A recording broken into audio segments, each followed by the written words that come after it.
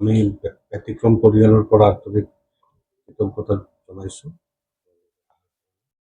আমি আজি এটা বিশেষ কাৰণত আজি প্ৰেছ মিটটো আমি কৰি আছোঁ। আমাৰ 8 ছেপ্টেম্বৰ ভাৰতৰত্ন আমাৰ সকলৰ শ্ৰদ্ধাৰ ভূপেন হাজৰিকাৰ 100 ইয়াৰ্ছ চেলিব্ৰেশ্যন ষ্টাৰ্ট হৈ আছে আৰু আমি যোৱা 10 বছৰ ধৰি ভূপেন হাজৰিকাৰ লৈ আমি কাম কৰি আছোঁ। এইবাৰো আমি কলিকাতাৰ ইণ্ডিয়ান মিউজিয়াম প্ৰেক্ষাগৃহত আমি ভূপেন হাজৰিকাৰ 100 ইয়াৰ্ছ উদযাপন কৰিবলৈ গৈ আছোঁ আৰু আমাৰ খুব ভাল লাগিছে যে পশ্চিমবংগ যাৰ লগত ভূপেন হাজৰিকাৰ এটা খুব আন্তৰিক সম্পৰ্ক আছে। তেখেতৰ জীৱনৰ বহুতখিনি অমূল্য সময় তেখেত কলিকাতাত কটাইছিল। এই কলিকাতাত গৈ আমি এবাৰ ভূপেন হাজৰিকাৰ জন্ম জয়ন্তী উদযাপন কৰিম আৰু এজন কিংবদন্তি শিল্পী তেখেত হ'ল বাউল সম্ৰাট পদ্মশ্ৰী পূৰ্ণদাস বাউলৰো এতিয়া 92 ইয়াৰ্ছ হৈছে। তেখেতে আমাৰ এই অনুষ্ঠানটোৰ শুভ উন্মোচন কৰিব।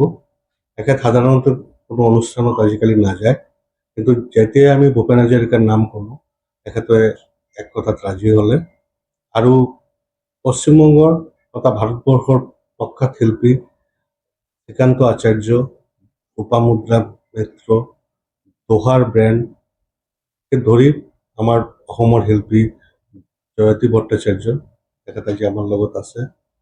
আমাৰ অসমৰ মুছাফিৰ বুলি এটা ব্ৰেণ্ড তেওঁলোকে আমাৰ লগত গৈ আছে।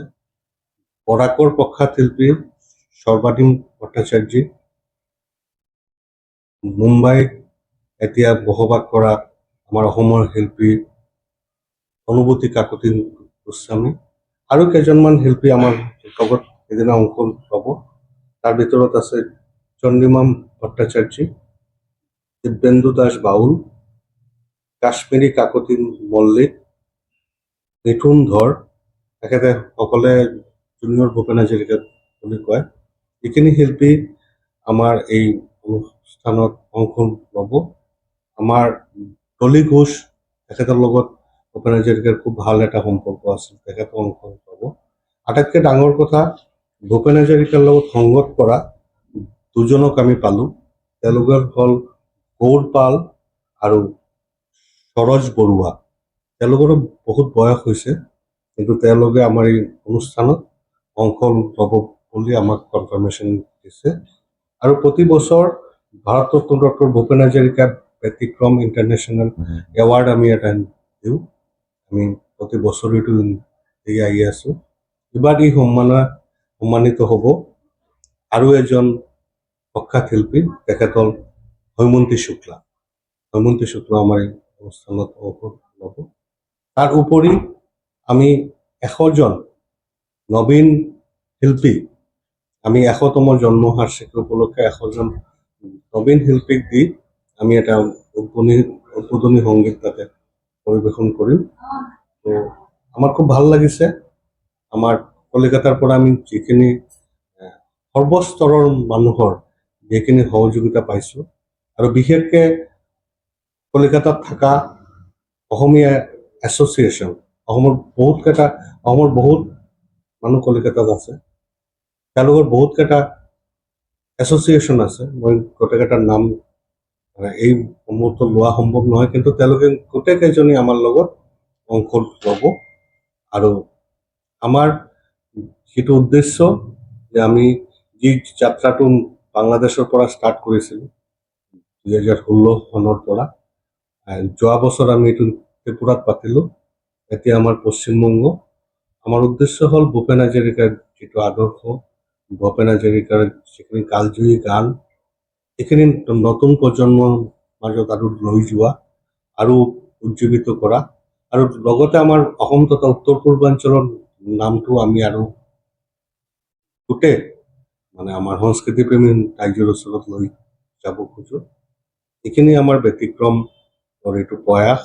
আৰু তাতে আমাৰ ইণ্ডিয়ান মিউজিয়াম তেওঁলোকে আমাৰ লগত সহযোগিতা কৰি আছে। অসম চৰকাৰকো আমি আবেদন কৰিছোঁ। আমি ভাবোঁ যে এইটো এটা 8 ছেপ্টেম্বৰ দিনা কলিকাতাত এটা খুব ভাল এটা মানে অসম তথা পশ্চিমবংগৰ সেইটো সম্পৰ্ক এইটো আমাৰ বহুত বছৰীয়া সম্পৰ্ক। তাত ভূপেন হাজৰিকাৰ আগত ৰাখি এই সাংস্কৃতিক আদান প্ৰদানেৰে মাধ্যমে আমি আগুৱাই যাব পাৰোঁ। এইখিনি এনেকুৱাই আমি এটা কাৰ্যসূচী হাতত লৈছোঁ। আমাৰ লগত প্ৰখ্যাত শিল্পী জয়তীন ভট্টাচাৰ্য তেখেত আছে। তেখেত ভূপেন হাজৰিকাৰ গান গাই যোৱা বছৰতো আমি একেলগত সমৰ হাজৰিকা, ডাৱৰ হাজৰিকা, ডক্টৰ মৌচুমী চহৰীয়া, জয়তী ভট্টাচাৰ্য আমি একেলগত গৈছোঁ। তেখেতেও এইবাৰ যাব আমাৰ লগত। তেখেতক মই দুআষাৰ কোৱাৰ কাৰণে আহ্বান বহুত আশাৰে আৰু বহুত এক্সাইটমেণ্ট হৈ আছোঁ। আমি যোৱা বছৰো ব্যতিক্ৰমৰ উদ্যোগতে গৈছিলোঁ আগৰতলা ত্ৰিপুৰাত।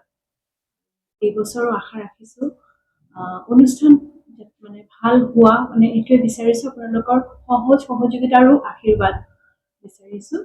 আৰু ব্যতিক্ৰমৰ উদ্যোগত ইমান ধুনীয়া এটি অনুষ্ঠান আয়োজন কৰা হৈছে, তাৰ কাৰণে কৰ্মকৰ্তা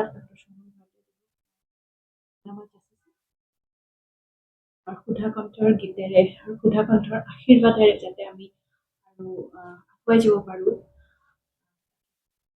মানে মোৰ সৌভাগ্য যে ব্যতিক্ৰমী ইমান ডাঙৰ এটা উদ্যোগ লৈছে যে আমাৰ নমস্য ব্যক্তি পূৰ্ণদাস বাউলৰ সান্নিধ্যত আমি তাতে থাকি মানে দৰ্শন কৰিব পাৰিম। আৰু শ্ৰীকান্ত আচাৰ্যজী, হৈমন্তী শুক্লা মেম, তাতে ইমান স্বনামধন্য শিল্পী তাতে আহিব। একে মঞ্চত ময়ো গীত গাব পৰাৰ সুযোগ মোক কৰি দিছে ব্যতিক্ৰমে। বহুত ভাল পাইছোঁ আৰু বহুত সৌভাগ্যৱতী বুলি মই মানে ভাবিছোঁ নিজকে। এগেইন দুকলি গাই আছোঁ। আকাশী গংগা বিচৰা নাই বিচৰা স্বৰ্ণ অলংকাৰ, নিষ্ঠুৰ জীৱনৰ সংগ্ৰাম বিচাৰো মৰমৰ মাত এষাৰ। আকাশী গংগা বিচৰা মহা মহা সাগৰৰে কতনালহৰ লিখিলো, মহা মহা নগৰীতে কতনাবাত হেৰুৱালো, মৰম জ্যোতি কম খেদি খেদি, মৰম জ্যোতি কম খেদি খেদি, বোৱালো গুপুতে অশ্ৰুধাৰ। নিষ্ঠুৰ জীৱনৰ সংগ্ৰাম বিচাৰো মৰমৰ মাত এষাৰ। আকাশী গংগা বিচৰা। ধন্যবাদ। Stay informed, stay ahead. News NE 365.